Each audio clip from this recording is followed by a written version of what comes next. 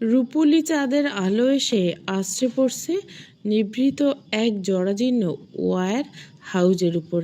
হাতে অস্ত্র আর লাঠি উঁচিয়ে কালচে অন্ধকারের ভেতরে এখানে সেখানে সন্দেহজনকভাবে পাহারা দিচ্ছে কতক লোক।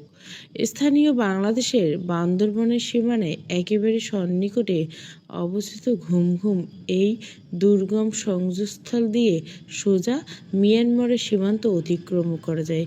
সেই ঘুম ঘুমের এক পরিত্যক্ত স্যাঁতস্যাঁতে পুরনো ওয়াজ হাউসের আস্তানা গেড়েছে পাচারকারী চক্রের এই অসাধু লোকগুলো।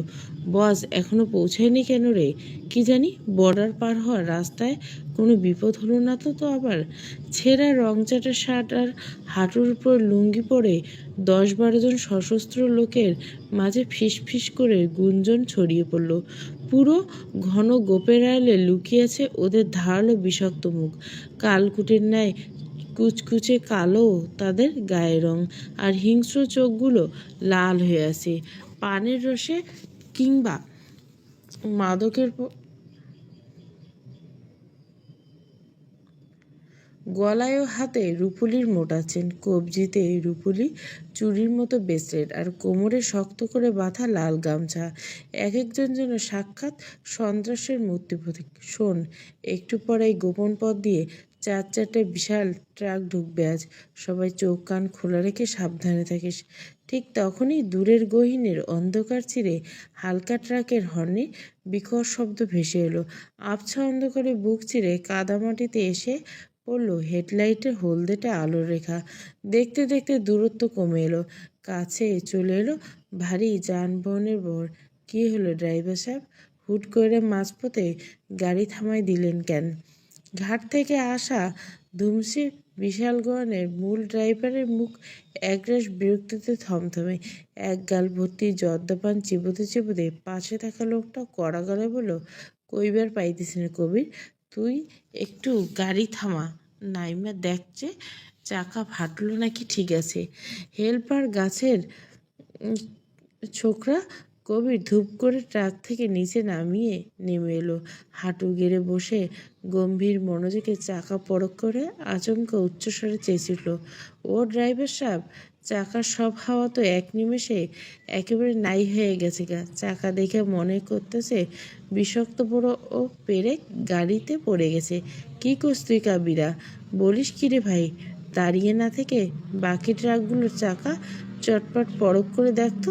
যাইতেছি। কবির তড়িঘড়ি করে পেছনের বাকি 3টা বিশাল ট্রাকের চাকায় হাত দিয়ে দেখলো ওগুলো চাকা একেবারে পাঞ্চার হয়ে বসেছে। ড্রাইভার সাহেব, এইটাও তো হাওয়া নেই হয়ে পুরো মাটিতে শুষে গেছে। ঘটনা বেগতিক দেখে একে একে ট্রাকের 4 জন ড্রাইভার সহকারীরা নিচে নেমে এলো। মাঝ রাস্তায় ট্রাকের এমন বেহাল দশা দেখে রাগে ক্ষোভে একেবারে ক্ষিপ্ত হয়ে উঠল মূল ড্রাইভার। কোন বাচ্চার এনে রাস্তার মাঝখানে পেরেক আর কাঠা বিছিয়ে রাখছে, হ্যাঁ? ঠিক তখনই কাছাকাছি জঙ্গল থেকে কতগুলো ভারী 2 পায়ের মানুষের নিঃশব্দ পদশব্দ ভেসে আসলো। মুহূর্তে কান খাড়া হয়ে গেল পুরো পাচারকারী দলের। অন্ধকার আবছায় অভাবের থেকে অচেনা একজন হাঁকছে বলল, বস, আন্নেরা আইয়ে পড়ছেন নাকি? ড্রাইভার সন্দেহের চোখে আবছায় তাকিয়ে রয়ে ভারী গলায় জিজ্ঞাসা করলো, কেডা তোরা? এখানে কি করতেছে? আরে মন্দার বসের লোক আমরা, ওনার হইয়ে তো এত রাতে এই মালামালের কাম করতে নামছি। মান্দার নামটা শোনামাত্র ড্রাইভার আর তার লোকজনের কুঞ্চিত কপালে জমে থাকা ভাঁজ শান্ত হলো। স্বস্তির নিঃশ্বাস ফেলল। চাকা দ্রুত ঠিক করবার পারবি তোরা? হ্যাঁ, নিমেষে পারবো। তাহলে দেরি না করে কাজ শুরু কর। ড্রাইভারের কথায় অন্ধকারের লোকগুলো দ্রুত চাকার কাছে গিয়ে কাজ শুরু করলো। হঠাৎ করে ড্রাইভারের পিছনে ঘাড়ের রোগে কিসের জন্য একটা প্রচণ্ড বরফ শীতল চাপ পড়ল। ঘটকা লেগে পেছনে তাকাতে দেখে এতক্ষণে ধরে থাকে হেল্পার সেজে থাকা কবিরের 2টো চোখ জল করে ওর দিকে হিংস্রভাবে তাকিয়েছে। কবির, তুই এমন কইরা? কবির নয়, মেজর কার্দার। ড্রাইভারের চোখ জোড়ায় এক লহমায় ভয়ে ছানাবড়া হয়ে কপালে উঠে গেল। আছড়ে পড়া আতঙ্কের সামনে কিছু বলার বা চিৎকার করার আগে শিষ্য তার হাতের লোডের ভারী বন্দুকটি পিছনের বার দিয়ে সজোরে রোগে এক মোচড় আর মাথার পেছনে কষে একটা বাড়ি মারল। এক নিমিষে নিস্তেজ হয়ে মুখে গ্যাজলা তুলে মাটিতে ধপাস করে লুটিয়ে পড়ল মূল ড্রাইভার। হুট করে নিজেদের লোক আর ড্রাইভারকে মাটিতে ঢলে পড়তে দেখে বাকি পাচারকারী ড্রাইভাররা অস্ত্র উঁচিয়ে হেই হেই করে গর্জে উঠল, হালারপুর ডাবল ক্রস করছিস, আজ তোর জ্যান্ত খাইছি। মুহূর্তের মধ্যে পুরো দলটা ক্ষিপ্ত হয়ে শিষ্যকে চারিদিক থেকে হিংস্র পশুর মতো ঘিরে দিল। আর ওদের উচ্চস্বরে চিৎকার আর গালিগালাজ শুনে অন্ধকারের ঝোপঝাড় থেকে ওয়্যার হাউসের ভেতর থেকে একদল রামদা তলোয়ার কুড়াল নিয়ে হিংস্র গুন্ডা দৌড়ে বের হয়ে এলো। পরিস্থিতি জটিল থেকে জটিলতর হচ্ছে দেখে শিষ্য ছায়াসঙ্গীদের দিকে ঘুরে গর্জে উঠে হুকুম দিল, গালিব, মুসা, ব্যাকআপ টিম নিয়ে দ্রুত ট্রাক চারটে সীমানা পার করে সেফ জোনে নিয়ে সরা। Move fast. জাদ্রেল মেজরের আদেশ পেতে গালিব আর মুসা এক মুহূর্ত দেরি করল না। আরও দুজন চৌকস সেনাদের সাহায্য নিয়ে ওরা চোখের পলকে অন্ধকারের সুযোগ কাজে লাগিয়ে পাচারকারীদের চোখ ধুলো দিয়ে ট্রাকগুলোকে সেখান থেকে নিরাপদে দূরত্ব সরিয়ে নিল। আর রামু সীমান্ত সংলগ্ন সেই রক্তাক্ত অন্ধকারে ওয়ার হাউজের মাঠের পেছনে রয়ে গেল স্বয়ং মেজর শিষ্যকিদ্দার সহ তার সাথে থাকা মাত্র গুটি কয়েক বুলেট প্রুফ সেনাদল। ভোর হয়েছে অনেকক্ষণ। নতুন সকালে সোনাঝরা আলো এসে পড়ছে কর্দার বাড়ি আঙ্গিনে। তবে সে শান্ত আলোর বিপরীতে বাড়ির ভেতরে চলছে চরম হুলস্থুল কাণ্ড। কিঞ্জার বিয়ের কেনাকাটার জন্য আজ সবাইকে দ্রুত শপিংয়ে বের হতে হবে। মিতু, জলদি রেডি হতে বোন, শপিংয়ে যেতে হবে, দেরি হয়ে যাচ্ছে। এই তো আসছি। হালকা গোলাপি রঙের সুতি পালকুর্তি ব্যাগ ফিতে বাঁধতে বাঁধতে তাড়াহুড়ো করে সিঁড়ি দিয়ে নেমে আসে মিথিলা। বসার ঘরে এসে দেখে মেঘ, রাহাত, আদর, নোমান, কিঞ্জা সবাই একেবারে টিপটিপ রেডি হয়ে সোফায় বসে ওর জন্য অপেক্ষা করছে। মিথিলা একগাল মেকি হেসে দাঁত কেলিয়ে বলল, ভীষণ সরি বেহেনা, একটু বেশি দেরি হয়ে গেল। আদর তড়িঘড়ি করে তার দিকে তাকিয়ে মহা বিরক্তিতে মুখে গজগজ করে বলল, একবার হোল প্লেস লেট লতিফ একটা, এবার জ্ঞান না দিয়ে সোজা জলদি গাড়ির দিকে আয়। সবাই একসাথে গল্প করতে করতে সদর গেটের দিকে এগিয়ে গেল। কিন্তু পুরো দলের মাঝে কেবল মেঘেরই মুখটা ভীষণ মনমরা থমথমে। সে বারবার নিজের মোবাইলের দিকে তাকাচ্ছে, কিন্তু সেখানে কাঙ্ক্ষিত কোনো নোটিফিকেশন বা কলের চিহ্ন নেই। গত বিকেল থেকে মেজর সাহেব আর একটা কল করেনি ওকে। কাল বিকেলে সেই সংক্ষিপ্ত কথোপকথনের পর থেকে মানুষটা যেন উধাও হয়ে গেছে। একটা বারও নতুন করে যোগাযোগ করেনি। মনের ভিতরে আজও বার অজানা অস্থিরতা দানা বাঁধছে মেঘের। হাঁটতে হাঁটতে একটু সুযোগ বুঝে বড় ভাই নোমানের খুব কাছাকাছি সে হালকা কানে ফিস করে নিচু স্বরে জিজ্ঞাসা করলো মেঘ, আচ্ছা ভাইয়া, তোর সাথে কি ওনার কোনো কথা হয়েছে? নোমান দুষ্টুমি ভঙ্গিতে নিজের একপাশে ভুরু কিছুটা কুচকে নিষ্পাপ মুখে বলল, কে উনি? স্পষ্ট করে বলতো বোন। কথা শুনে চরম লজ্জায় লাল হয়ে গেল মেঘের দুই গাল। ধুর, কি বলবে এখন, ভাইয়ের সামনে নাম ধরে ডাকবে নাকি? আহ, ওই যে তোর সেই জাদ্রেল বন্ধু। কিন্তু আমার তো অগণিত বন্ধু রে মেঘ। ঠিক কোন বন্ধুর কথা বলছিস তুই? নোমান ঠোঁটের কোণে ফেটে কৌতুকপূর্ণ ও দুষ্টু এক চিলতে হাসি। মেঘ ভাইয়ের ছল চাতুরি ধরে পেয়ে লাজুক মুখে নোমানের চওড়া বাহুতে ধূপ করে একটা কিল বসিয়ে দিল। একদম শয়তানি করবি না ভাইয়া, সোজা বল না ওনার সাথে তোর আজ সকালের মধ্যে কোনো কথা হয়েছে কিনা?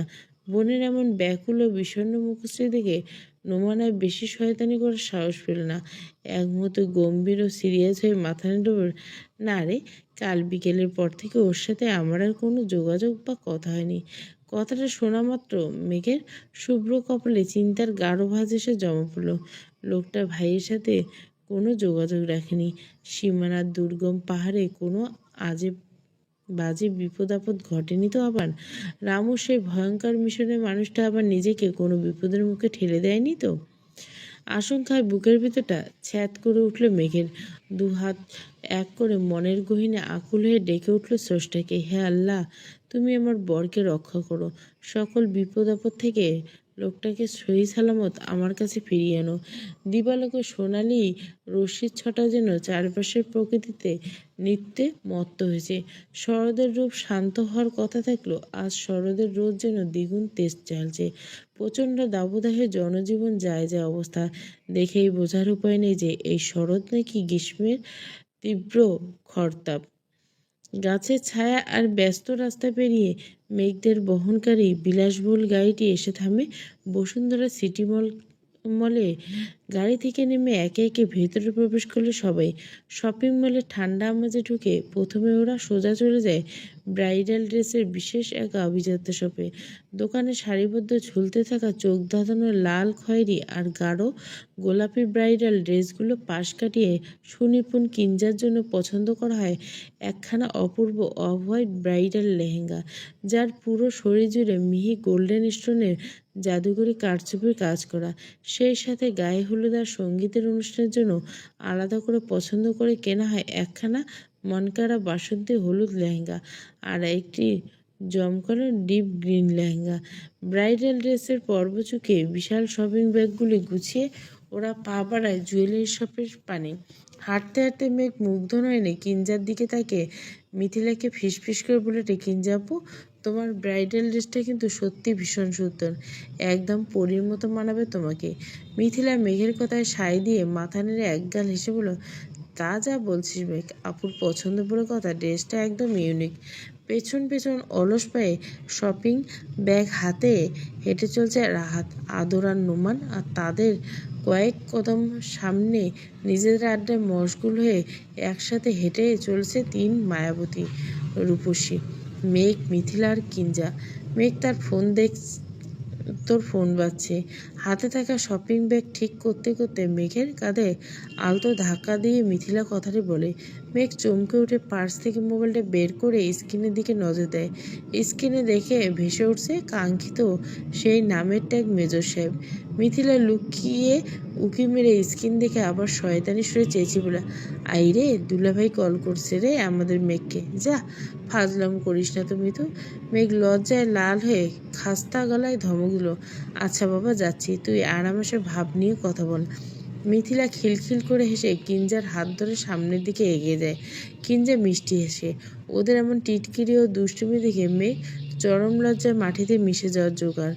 নোমান পেছন থেকে মিথিলারায় ঢঙ্গিরি আর ফাজলামো দেখে নিজের মুখটা একেবারে কুঁচকে বিরক্তি একশেষ করে ফেলে। নিজের বিয়ের কোনো ঠিক ঠিকানাই, আবার অন্যের পিছে প্রীতির হুঁশ নেই। কপাল, আমার কপালটাই আসলে ফাটা কপাল। নিজের মনে মনে বিড়বিড় করতে করতে প্যাচ প্যাচ করতে করতে ওরা বাকিদের সাথে শপিং মলের করিডোরে পা চালায়। সবাই একটু দূরে যেতে যেতে মেঘ কিছুটা সাইডের কোনায় গিয়ে লজ্জারাঙ্গা মুখে ফোনটা কানে ধরে। ওপাশ থেকে গমগমে গম্ভীর অথচ আলতো হাসির একখানা কণ্ঠ ভেসে আসে, কিরে বউ, ও বউ, কথা বলছে না কেন? মেঘ লজ্জায় তখনও মুখে কুলু বেটে শক্ত হয়ে দাঁড়িয়েছে, কোনো টু শব্দ করে উঠতে পারল না। শিষ্য উপাস থেকে একটু থামে, তারপর আবারও একটু সোহাগ মিশিয়ে আদুরে গলে বলে, কি গো বিবিজান, ও আমার সোনা বউজান, কথা বলছো না যে? মেঘ এবার লজ্জা আর অভিমানের মিশ্রণে শক্ত হয়ে ঠোঁটে আঙুল কামড়ে ধরল, একটা অক্ষর মুখ দিয়ে বের করলো না। গোলাপ গাছে মৌমাছি, জাম্বুরে গাছে মৌ, এতটা কি তবু কথা কও না কেন জান? শিষ্যের এমন ছন্দ ভরা আজব ডাক আর চাটুর কথা শুনে মেঘ এবার আর একদম চুপ থাকতে পারল না। মনের ভেতরে জমে থাকা একরাশ অভিমান ঝাল চিরবির করে উঠে মুখ ছিটকে বেরিয়ে এলো, জামাই জামাই করে রেখে জামাইয়ের নেই খোঁজ, আমি একা কেন্দ্রে মরি, জামাইয়ের নেই হুঁশ।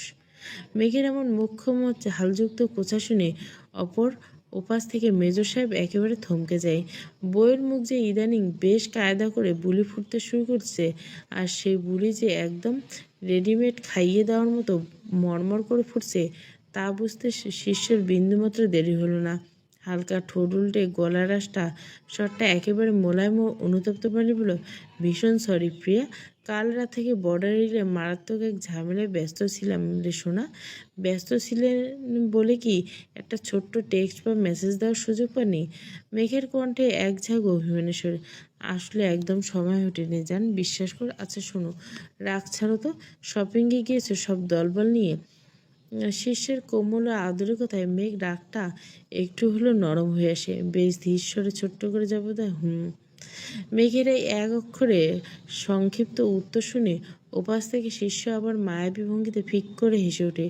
অন্তত মিষ্টি ও সোহাগী কণ্ঠে মেঘকে উদ্দেশ্য করে রাগটাক ভাঙবো এবার প্রিয়া, তোমার জন্য দারুণ একটা সারপ্রাইজ অপেক্ষা করছে। সারপ্রাইজ শব্দটা শোনা মাত্র মুহূর্তের মধ্যে চোখ দুটো উজ্জ্বল হয়ে ওঠে মেঘের। মুহূর্তের মধ্যে রাগ অভিমান উবে গিয়ে একেবারে প্রফুল্ল ও গদগদ হয়ে ডাগর ডগর নয়নের সাথে সারপ্রাইজ, সত্যি কি সারপ্রাইজ, কি বলুন না প্লিজ। শিষ্য বিস্তর হাসে, হাসতে হাসতে বলে দিলে কি আর সারপ্রাইজ থাকে, ধ্যাত। বিরক্তিতে মেঘ কিছুটা অভিযোগের সুরে বলে, এরপর একটু আনমনা হয়ে জানতে চাই, আচ্ছা আপনি বিয়েতে আসবেন তো?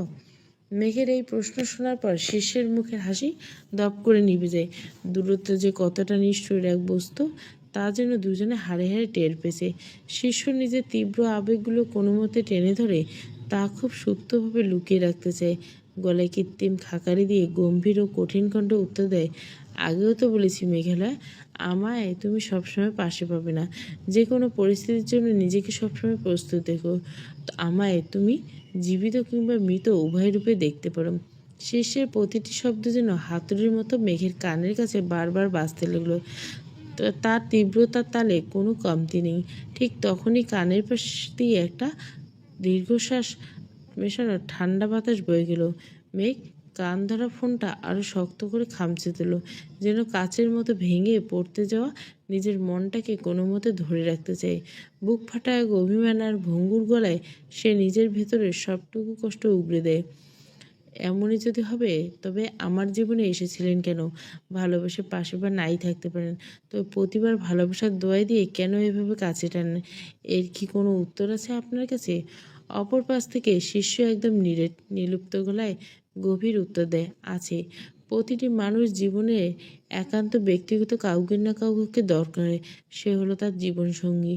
বাইরের মানুষের দুনিয়ার মানুষটা যেমনই হোক না কেন, নিজের একান্ত মানুষের কাছে সে সবসময় একটা খোলা বইয়ের মতো। ভালোবাসা, আদর, স্নেহ, যত্ন, বিশ্বাস কিংবা ভরসা সব কিছু সেই বইয়ের এক একটা পাতা বা অধ্যায়। আমার এই সুপ্ত জীবনে তুমি হলো এক পশলা প্রলয়ঙ্কারী অগ্নিশিখা। তোমার সত্যি ভালোবেসে কিনা আমি জানি না, তবে তোমার মতো অগ্নিশিখা আমার একঘেয়ে জীবনটাকে পুরোপুরি আলোকিত করছে। বলতে পারে একান্ত পরে পাওয়া অন্ধলোভে আজ তোমার প্রতি বড্ড বেশি আসক্তি হয়ে পড়ছি। মেঘ শীর্ষের প্রতিটি শব্দ গভীর মনোযোগ দিয়ে শুনেন। বুকের একদম ভেতরে কোথাও যেন কথাগুলো কালবৈশাখী ঝড়ের বেগে তীব্র আঘাত আনে। বুকের ভেতর হৃৎপিণ্ডটা যেন দামার মতো বাজতে শুরু করে। তার শ্বাস প্রশ্বাস দ্রুত বের হতে থাকে হাঁপড়ে নেই। তবে আমার একটা কথা দিন, মৃত্যুর পূর্বে হলে আপনি শুধু আমার থাকবেন। অন্তত জীবনের শেষ মুহূর্ত হলো এই চওড়া বুক আমার শেষ নিঃশ্বাসটা ফেলতে দেবেন। কথা দিন মেজো সাহেব, আমায় এভাবে মাঝপথে একা ফেলে কোথাও পালাবেন না। মেঘের এই আকুতি মিনতি শিষ্যকে এক লম্হায় পুরোপুরি নিস্তব্ধ আর স্তব্ধ করে দেয়। সে নিজের রিভলভিং চেয়ারে বসে পেছনে এলিয়ে দিয়ে অপলক চোখে চেয়ে থাকে সেনা ক্যাম্পাসের অফিসে রুমে ঝুলানো আয়তাল কুস্তির ফ্রেমটার দিকে। শিষ্যকে কিভাবে এমন এক কঠিন প্রতিশ্রুতি দিবে? একজন সাধারণ সৈনিক যুদ্ধ ময়দানে যুদ্ধ করলেও জীবন বাজি তো রাজারাও ধরে।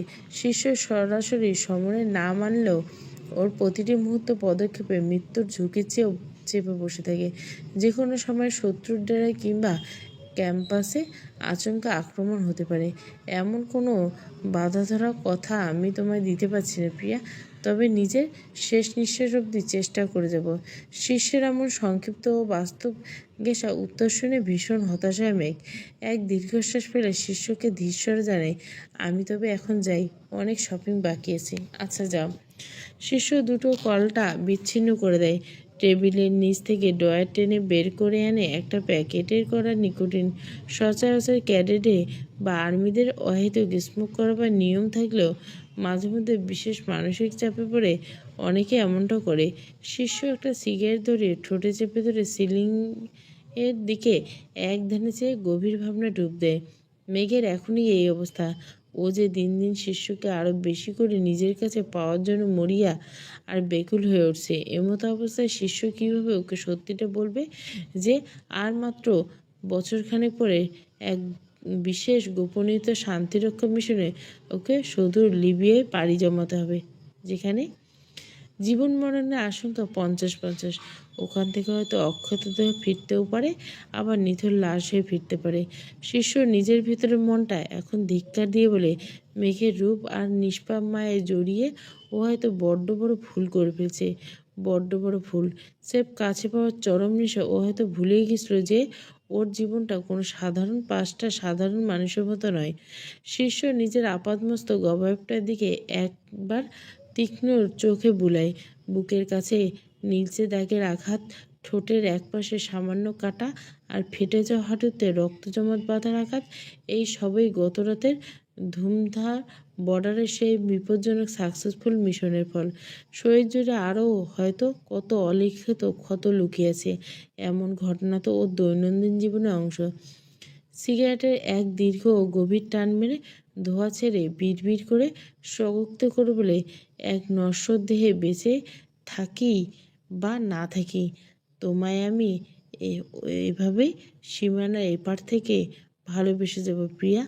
আমার জীবনের প্রথম ও শেষ প্রেম যে স্রেফ তুমি, বড্ড বেশি আপন তুমি। মেজর কার্দার, পর্ব 18। পুরো গল্পটা প্লেলিস্টে। আমি বারবার বলি যে আমি যা গল্প শুরু করছি প্রত্যেকটাই শেষ করব, তোমরা শুধু আমার চ্যানেলের সাথে থাকো।